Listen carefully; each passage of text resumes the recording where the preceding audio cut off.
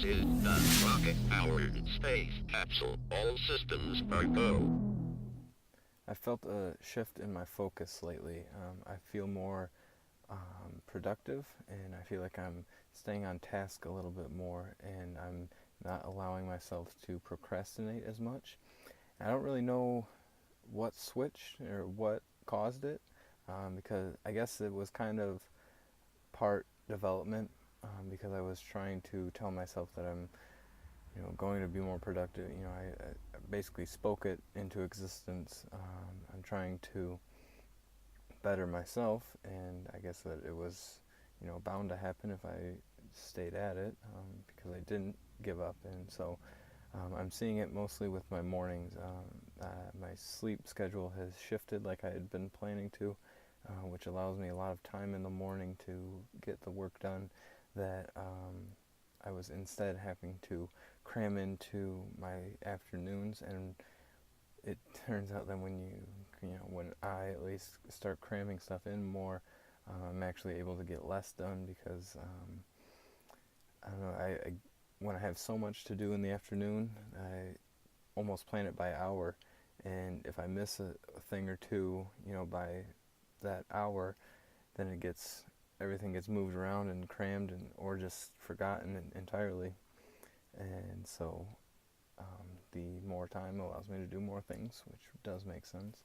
And so um, it also has been helping with work, because I come in a little bit more awake. The one thing that I'd like to help or work with a little bit at work is the time that I'm getting to work, because I thought that by waking up earlier, I'd get to work earlier, and I can. It's just that I need to have better time management in the morning because I'm getting a lot done, but I'm almost getting too much done or too focused on the work that I'm doing and lose track of time a little bit, and then I'm still ending up just a couple minutes late to work. And so I need to find a little bit more balance in there. I need to actually allow myself to have a cutoff point in the morning where I'm like, all right, ready to go to work. I'm not gonna push it. And so other than that, um, one main thing that's been on my focus, on my mind, one thing I've been focusing on is the Lost Lands Music Festival that's coming up.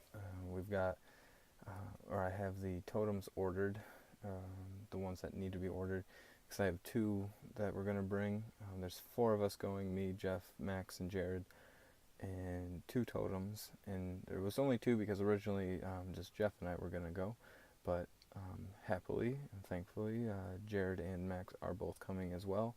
And so that will just allow us to kind of hand the totems between the four of us so that no one person is getting too exhausted with one, or bored with it, or whatever word you want to use to describe how they're feeling at the festival, trying to carry around that totem. So it'll just be nice to be able to share the load, but because I feel and I think that we're all somewhat on the same page of the importance of the totems, because one, for us there, we're going to be able to spot where each other are located. So if someone has to go to the bathroom or run off or whatever, if there's any separation, we can find each other easily by just looking for one of the two totems. And one is going to be the Fear the Same Summer logo, so a little bit of advertisement there. Hopefully it just, at least that one, sparks interest so that people come over and talk. And then the other one that I've got has the family crest with all of our social media handles underneath. And that one's the banner. That's the one I had to order. The logo one I can make in-house at the shop. And so I'm going to do that. As far as the staffs for both of them, those are completed and ready to be attached. And so I'd say we're about 50% there, because one totem is honestly probably like 80%, because I've got the poles together and the banners are ordered, so as soon as they arrive I just have to attach them and that's all set to go. the other one is actually at 50%. I've got just the pole or staff done, and I'm going to, I still have to make the logos, and so that one's right around 50%. But we're on target and on track for having them completed on time, because Lost Lands is in, well, if we were to say 2 weeks exactly, I would be at the festival and fully in the concert at this moment. So that's really exciting to think about, and I've been trying to contain myself a little bit with the excitement, not to get too worked up too early, and so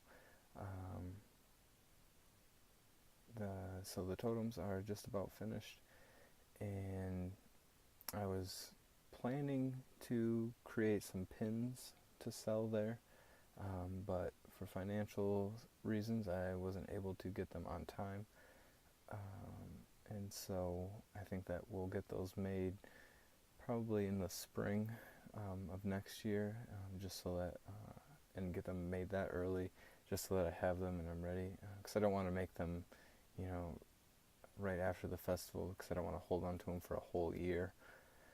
So I'm going to try to fit that into the schedule for next year, but the design for them is essentially done, and so but I don't want to release any information about those, because those are still a surprise. And then also we're creating a video for this year, kind of documenting our journey to the festival and our experience there.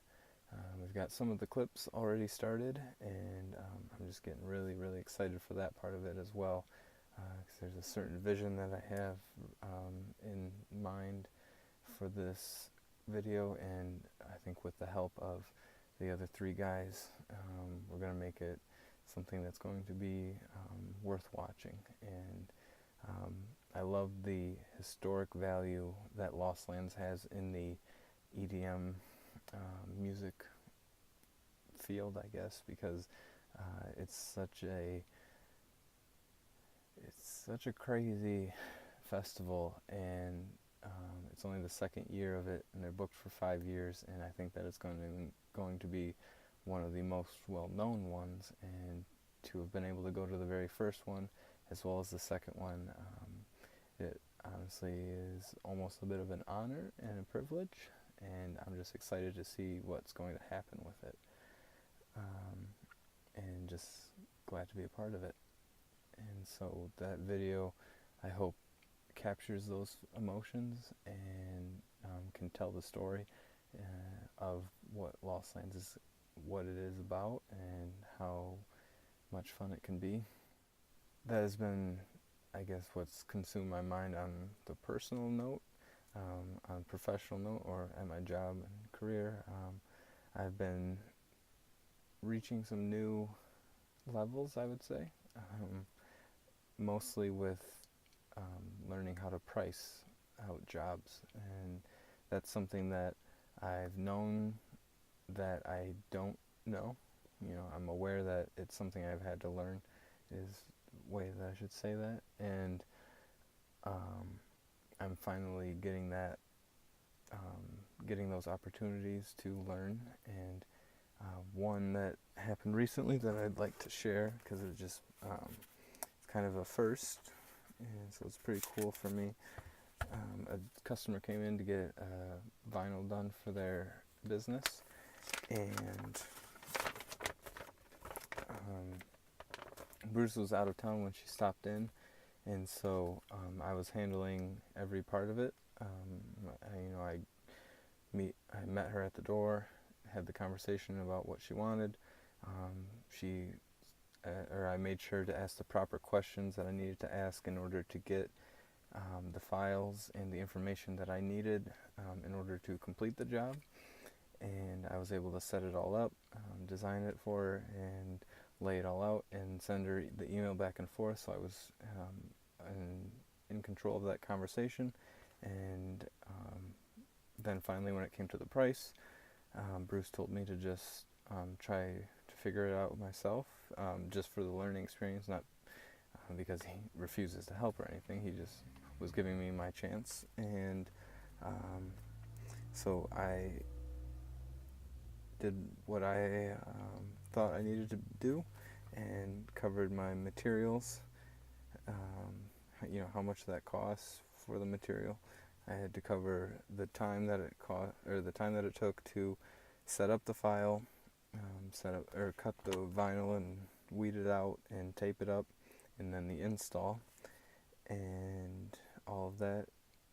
And so these are all things that I've been learning along the way, because before I would think, well, the material costs, these are just ballpark numbers, or not even ballpark, but just for example, the material costs $10. So I'm like, well, it only cost me $10 to do it, so why not just charge them, $20, and you make the money back and you do it again, and very minimal amount. And I didn't think to take into account all of the other prices, because Bruce has to pay me my wage, to do the work, and so there's more of the costs, out there that I don't know or didn't know at the time, and that have learned now. And my final bill, or the price that I came to, was $145, which initially makes me think that that's a lot. When I saw that number, I was like, because I would have never charged that, when I first started working there, because I had no reference.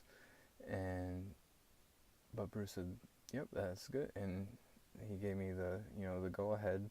And so it was the first time that I had tried it was like getting the answers right on a math test, and so it just felt really good. And I kept the paper for I guess documentation, because I don't know, I like the novelty of keeping things that remind me of special moments, because I just really never know where the best is going to be. I don't know if this is as good as it's ever going to get or not, and so I just want to appreciate these moments that I do get, and make sure that I'm looking forward to more. And so because I never want to forget where I came from. I never want to forget where I got my start, and I want to make sure that I capture all of the moments, especially the ones where I don't know what I'm doing, or where I'm learning, I should say, where I make a couple mistakes and get to learn from that and try again, and then succeed and build that knowledge into something greater. And it's just been an honor, and I'm grateful for everything that's been presented to me, and I hope that I can continue to act on these opportunities the way that I have been. I think that a large part of me being able to go forward so fearlessly, and not to shamelessly, plug the brand, but that I do feel that I am living the brand lately, just living without fear and trying to chase my dreams relentlessly, because before there was a few mental barriers that were holding me back, and I put forth a lot of work into self-development and trying to really know my worth, and I've reached that point, and it feels great to just have 100% confidence in myself and know my abilities and get to test my own limits, and then once I go past them, test them more, and find out what I'm truly capable of.